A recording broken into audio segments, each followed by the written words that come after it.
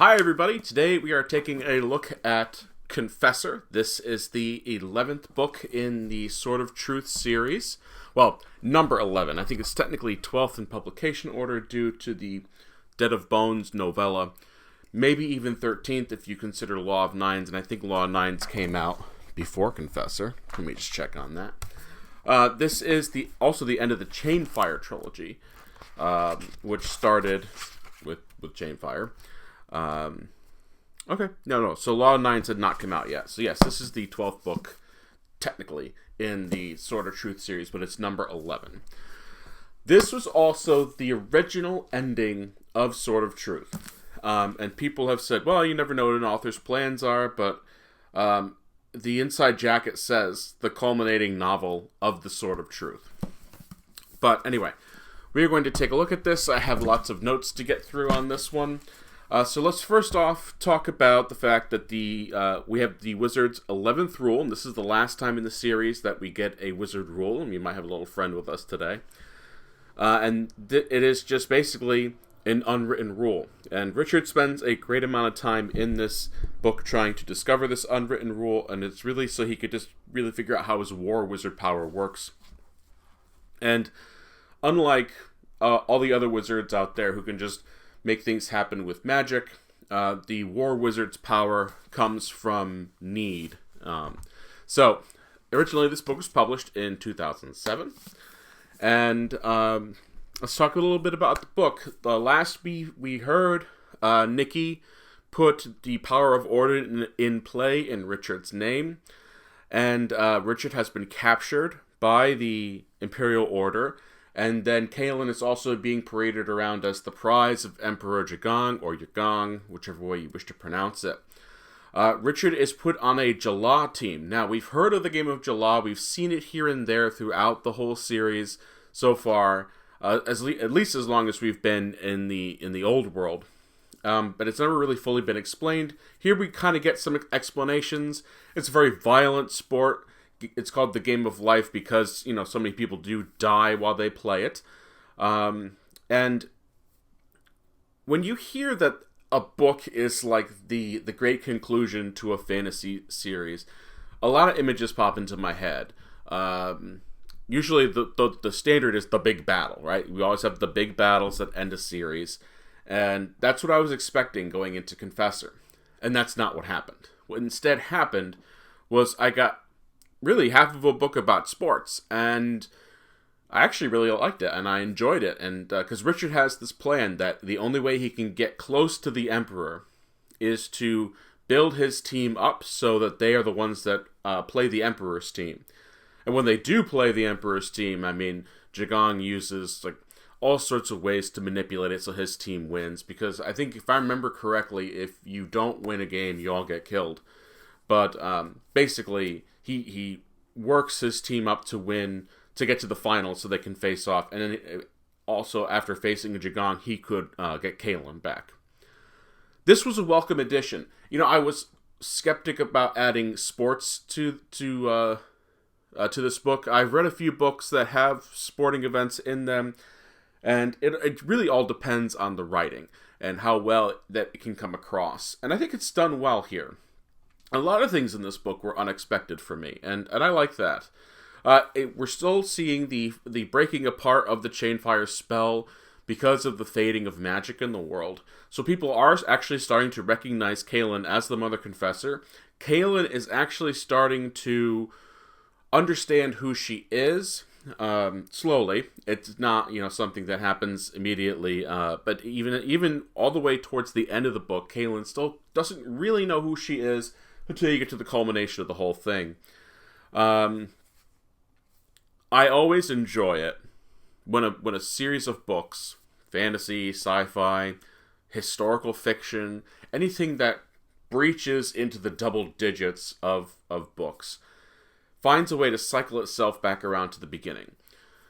My main concern with Sword of Truth when I read it way back in the day was that after we got through Stone of Tears and we're focusing a lot on the old world and the Imperial Order, that we got far away from what the series was. by the time we got to Naked Empire, I was really concerned about it because we were getting much more political than I wanted to consider. Give me 1 second. Sorry about that. Give me 1 second and turn the volume off. I thought I had done that. But anyway, we find our way back to the very end of Wizard's First Rule. The end of Confessor takes place the same spot where Wizard's First Rule takes place. They're in the Garden of Life at the People's Palace, and they're even using Orden. So everything kind of cycles itself around, and I like that. I like when books can do that. Like I said, especially when they get very large. And I'm not going to name any other series that doesn't do it. I will say I did kind of do it with the series that I wrote, that everything did culminate in the place where it all kind of started. So there's just something satisfying about it when you write something like that. I'm not going to talk too much about what happens because a lot of this book has so much of an ending, but I will say, to avoid spoilers, I'm not going to give you a timestamp. Let's give you an estimate. Maybe 2 minutes. I can get through this in 2 minutes. Richard ensures that the Emperor dies. Not only does he die, but he dies by Nikki's hand. I love the scene. She puts the Radahan around his neck, and then she's able to kill him with her subtractive magic. And Richard also decides not to completely destroy the Imperial army. What he does instead, because this army is so fundamentally, or has been taught to fundamentally hate everything that has to do with magic, he uses the power of Orden to separate the world into two halves. So there's the world that has magic that exists in it, and then there's the world that doesn't. And I understand that Law of Nines actually does have some tie into this, especially when it comes to the later books. Here is actually my only con with the book. In the process of doing this, when he's making the separation of the worlds with Orden, there's an entire chapter of a speech. And yes, it's political. Yes, you can definitely tell Terry's putting his views in there. But Naked Empire, Pillars of Creation, and even parts of the Imperial Order series had so much more heavy-handedness to it that it was worse in those books, even with the books that I liked. My problem with that one chapter is I didn't get anything out of it.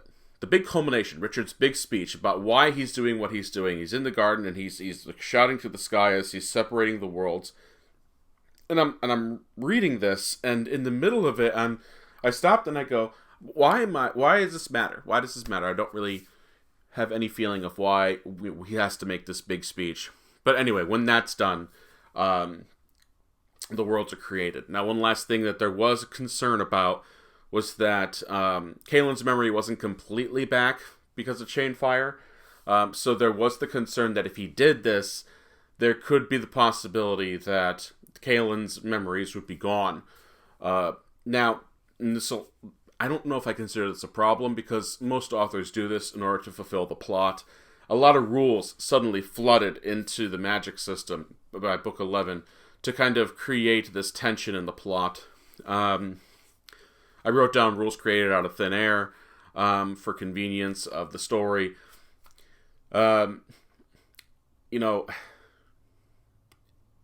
Keeping things straight like that, I mean, it's tricky. So I understand why he did it. It didn't work as well as I wanted it to work. But that's just me. That's just me in my opinion here. And overall, this is a great ending to the series. And we're going to put an asterisk on that.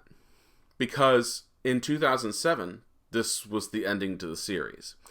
I have a few theories as to why it continued. We cannot ask Terry Goodkind because he has passed. But first and foremost is the book was published in 2007 as the original conclusion to the series.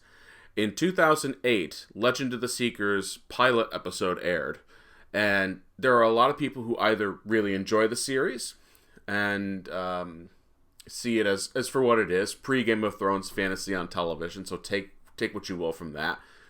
And excuse me. And then you have the people who really hate the series because it only barely masks what happened in the books. I mean, if you go back and watch my Wizard's First Rule review, way back when. It feels like an eternity ago. I did say that the cover says the basis for the new television show Legend of the Seeker, and I'm like, yeah, that's putting it mildly. I do enjoy the show for other reasons. My big reason for enjoying the show is because since it had such a thin layer attached to the Sword of Truth, I actually never knew what was coming next. I think that's why I liked the show so much. I had a chance to sit down with my wife, who had never read Sword of Truth, and I could sit there and go, well, that didn't happen in the books. And after 2 or 3 episodes, I was like, well, none of this is what happened in the books. The world is the same, but none of it is really matching what's going on.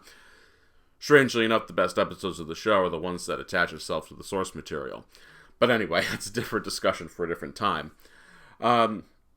So the show aired for 2 seasons, and then there are still people out there who really want a 3rd season to that show, but it's so far gone now that I don't think there's any way you bring it back. When Jen and I were reading a comic book line that we really enjoyed and it ended, the author of the comic book line said, "Don't weep that it's gone, and don't fight for it to come back. Just enjoy the fact that it existed." And I feel the same way about the Legend of the Seeker TV show. For people who ask how to see it, I own DVDs because I had found them at a used DVD and video game store here in Connecticut. But for what I understand, ABC's streaming service, you can stream it there, which is weird because you think you'd be able to stream it on Disney Plus because that's all one big conglomerate or whatever it is nowadays. But anyway, that's how you can stream it if you're really interested in seeing Legend of the Seeker. Get prepared for, TV acting before Game of Thrones.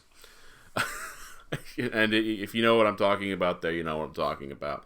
I'm not going to name shows because I know there's some people who watch my channel that love the certain shows that I would reference for the type of acting you're about to see.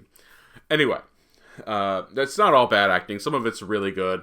But it's really kind of canceled out by some of the really bad acting. So anyway, I'm getting off track here. We're talking about Confessor. So I think what happened is after the show concluded, I maybe Terry Goodkind was inspired to write more, and that's where we get the Richard and Caitlin series.